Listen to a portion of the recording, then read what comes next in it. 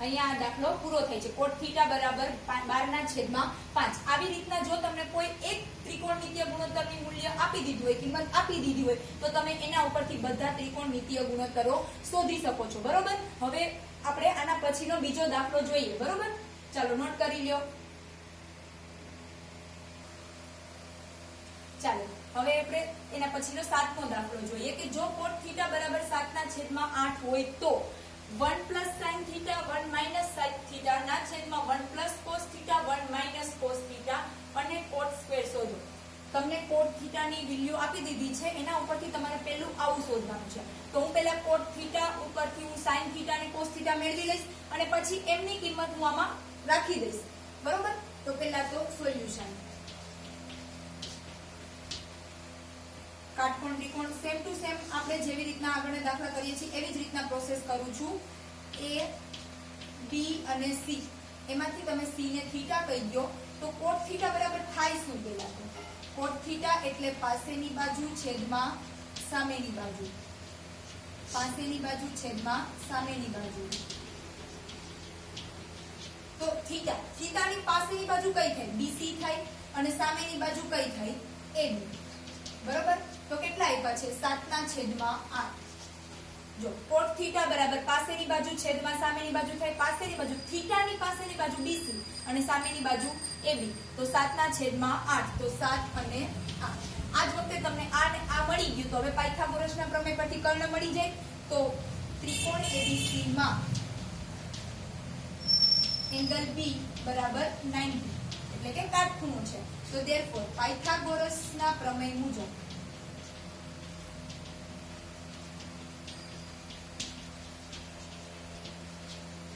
શું થાય? પાયથાગોરસનો પ્રમેય કે AC² = AB² + BC². બરોબર. AB² + BC². અહીંયા તમને AB ની વેલ્યુ કેટલી આપી છે? 8 અને BC 7. તો 8 નો વર્ગ 64 + 49. તો AC² બરાબર શું થશે? AC² બરાબર 9 ને 4 13 નો તગડો વધી એવી 1 6 ને 4 10 ને 1 11 113. જો કેટલા થાય? 6 ને 4 10 ને 1 11 અને 9 ને 4 13. બરોબર. AC². તો therefore AC બરાબર √113. બરોબર. તો AC કેટલું આવ્યું? √113. 8 7 અને √113. તમને હવે AC મળી ગયા છે. હવે તમારે sin અને cos મેળવવું છે. તો sin θ બરાબર શું થશે? sin θ બરાબર સામેની બાજુ છેદમાં કર્ણ. હું ડાયરેક્ટ લખું છું. સામેની બાજુ થીટાની સામેની બાજુ શું થશે? AB અને કર્ણ શું છે? AC. તો AB એટલે કેટલા છે? 8 અને AC એટલે √113. હવે cos θ બરાબર પાસેની બાજુ, થીટાની પાસેની બાજુ કઈ છે? BC. BC ના છેદમાં AC. બરોબર. તો BC એટલે શું છે? 7/113. બરોબર. તો sin θ અને cos θ ની વેલ્યુ મળી ગઈ. તો હવે આપણે ડાયરેક્ટલી પહેલું શોધીએ. પહેલું તમને શું કીધું છે કે 1 sin θ 1 sin θ 1 cos θ 1 cos θ શોધો. ચાલો 1 sin θ 1 sin θ ના છેદમાં 1 cos θ 1 cos θ. જો આના પરથી તમને કઈ યાદ આવે છે? શું છે? a + b a minus b. a + b a minus b. a + b a minus b બરાબર શું થાય? a² - b² થાય કે નહીં? જો આ સૂત્ર અહીંયા હું લખું છું કે a + b અને a minus b is equal to શું થાય? a² - b² થાય કે નહીં? બરોબર. તો અહીંયા હું a એટલે શું છે? 1 અને b એટલે sin θ. તો અહીંયા પહેલા શું થશે કે 1 - sin² θ ના છેદમાં 1 - cos² θ. બરોબર. 1 - sin² θ અને 1 - cos² θ. આ બે નિત્યસમ પરથી સૂત્ર પરથી તમે ડાયરેક્ટ આના પરથી પણ કિંમત હજી મેળવી શકો છો. પણ એ હજી આપણે આવ્યું નથી એટલે આપણે અહીંયા શું કરશું? sin θ અને cos θ ની વેલ્યુ પુટ કરીશું. તો sin θ બરાબર શું છે? 8/113 વર્ગમૂળ 113. અહીંયા કેવું છે? sin² θ. તો આવી રીતના કરીશ. 8/113 નો સ્ક્વેર ના છેદમાં શું આવશે? 1 - cos θ થીટાની વેલ્યુ 7/વર્ગમૂળ 113 એટલે વર્ગમૂળ 113 નો વર્ગ. બરોબર. શું થશે હવે? તો 1 માઈનસ 8 નો વર્ગ એટલે કેટલા થાય? 16 ના નહીં 8 નો વર્ગ એટલે 64 અને 113 ના છેદમાં 1 માઈનસ 7 નો વર્ગ 49 ના છેદમાં 113. બરોબર. હવે હું ડાયરેક્ટ લસા લઉં તો શું થશે? 113 માઈનસ 64 ના છેદમાં 113 અને 113 માઈનસ 49 ના છેદમાં 113. બરોબર. પહેલા તો 113 કેન્સલ. હવે 113 માંથી 64 જાય એટલે કેટલા વધે? તો કે 13 માંથી 4 જાય એટલે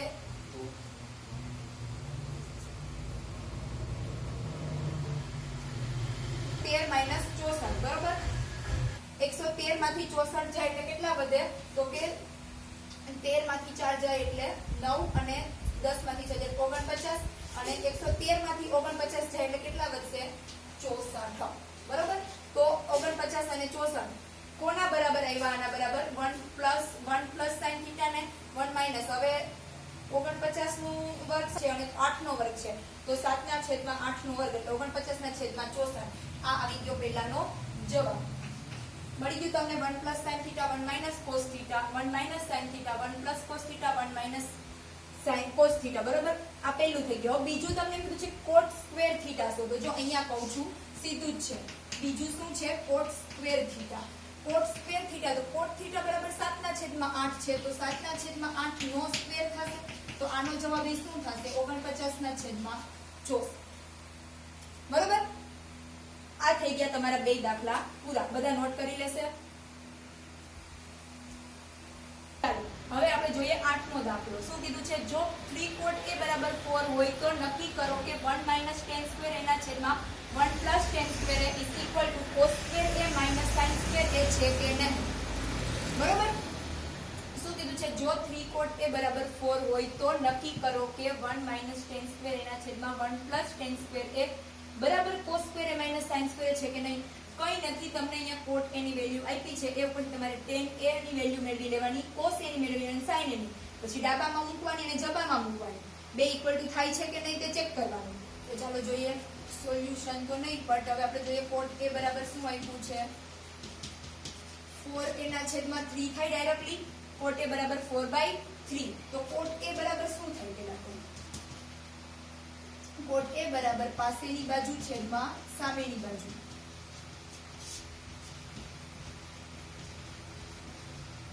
પાસેની બાજુ છેદમાં સામેની બાજુ. તો હું અહીંયા કાટકોણ ત્રિકોણ લઈશ a b અને c.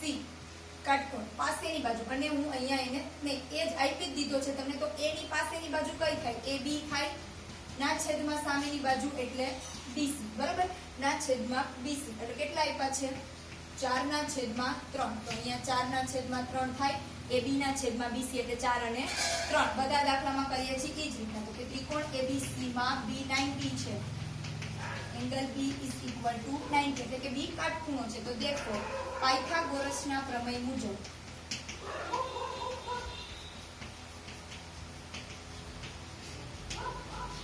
શું થશે? ac square is equal to ab square plus bc square થશે. તો ac સ્ક્વેર એટલે તો મેળવવાના છે. ab કેટલા આપ્યા છે? 4 અને bc 3. તો 4 નો વર્ગ 16 અને 3 નો વર્ગ 9. તો therefore ac square is equal to 25. તો therefore ac બરાબર શું થશે? 5. ac બરાબર 5. બરોબર. તમને અહીંયા શું મળી ગયું? ac ની વેલ્યુ મળી ગઈ 5 સેન્ટીમીટર. તમને અહીંયા cot a ની વેલ્યુ આપી હતી એના ઉપર તમે ab bc અને ac મળી ગઈ જે આપણે આગળના દાખલામાં બધે કરીએ છીએ. હવે એવી જ રીતના આપણે કોની મેળવવાની છે? tan a ની. જો tan a મેં તમને કીધું હતું એ તો cot a નો વ્યસ્ત છે ડાયરેક્ટ મળી જાય. 1/cot a. આજ વખતે આપણે આ રીતના કરીએ 1/cot a. તો 1/cot એટલે 1/4/3 થશે. તો ઇઝ ઇક્વલ ટુ 3/4. તો tan a બરાબર શું આવ્યું? 3/4. હવે એ જ રીતના cos a અને sin a મેળવશું. તો સૌથી પહેલા cos a મેળવીએ. cos a એટલે પાસેની બાજુ છેદમાં કર્ણ. તો cos a ની પાસેની બાજુ ab થશે. ના છેદમાં કર્ણ એટલે ac. તો ab એટલે 4 અને ac એટલે 5. એવી જ રીતના આપણે મેળવીએ sin a. તો sin A એટલે સામેની બાજુ એટલે BC ના છેદમાં કર્ણ એટલે AC. સામેની બાજુ એટલે BC, કર્ણ એટલે AC. 3/5. અહીંયા તમને tan A, cos A અને sin A ત્રણેયની વેલ્યુ મળી ગઈ. હવે આપણે જોઈએ ડાબા અને જબા સરખું થાય છે કે નહીં. તો હવે આપણે લખીએ ડાબા બરાબર શું છે 1 - tan સ્ક્વેર A ના છેદમાં 1 + tan સ્ક્વેર A. બરાબર. તો 1 - tan સ્ક્વેર એટલે શું થાય 1 - 3/4 નો સ્ક્વેર ના છેદમાં 1 - નહીં પણ 1 + tan સ્ક્વેર એટલે +3/4 નો સ્ક્વેર ઇઝ ઇક્વલ ટુ શું થશે 1 - 9/60 ના છેદમાં 1 + 9/16. 60 નું LCM લઈશ તો શું થશે 16/9 એટલે કે 16 - 9 ના છેદમાં 16 + 9. બરોબર. 16 - 9 અને 16 + 9. 16 - 9 ના છેદમાં 16 + 9 તો કેટલા થશે બરાબર કેટલા આવ્યા 16 માંથી 9 જાય એટલે કેટલા વધશે 7. બરોબર. 16 માંથી 9 જાય એટલે 7 અને 16 ને 9 25. 7 ના છેદમાં 25. કોના બરાબર એવો ડાબા બરાબર ડાબા. આને કહી દઈએ સમીકરણ નંબર 1. હવે આપણે લઈએ જબા તમને શું આપ્યું છે કે cos square A - sin square A. તો cos સ્ક્વેર A કેટલા છે cos A એટલે 4/5 નો વર્ગ -3/5 નો વર્ગ કેટલા થશે 16/25 - 9/25 કેટલા આવશે 16 - 9/25.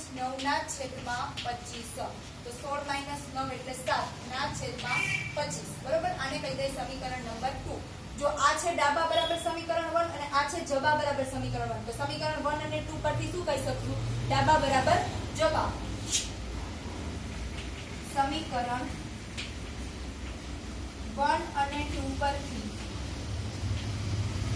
શું કહીશું ડાબા બરાબર જબા. બરોબર. જો તમને કોટ એની કિંમત આપી કોટ એ ઉપરથી તમે tan A, cos A અને sin A ત્રણેયની વેલ્યુ મૂકી. પછી તમે ડાબા બરાબર જબા છે કે નહીં તે ચેક કર્યું. ડાબાની વેલ્યુ રાખી સમીકરણ 1 કીધું. પછી તમે શું કર્યું જબાની વેલ્યુ રાખી એટલે સમીકરણ 2 કીધું. તો સમીકરણ 1 અને 2 પરથી શું થાય ડાબા બરાબર જબા. બરોબર. તો હવે અહીંયા આજે આપણો આજનો લેક્ચર પૂરો કરીએ છીએ. પછી બાકીનું બધું હવે આવતા લેક્ચરમાં જોશું. અસ્તુ.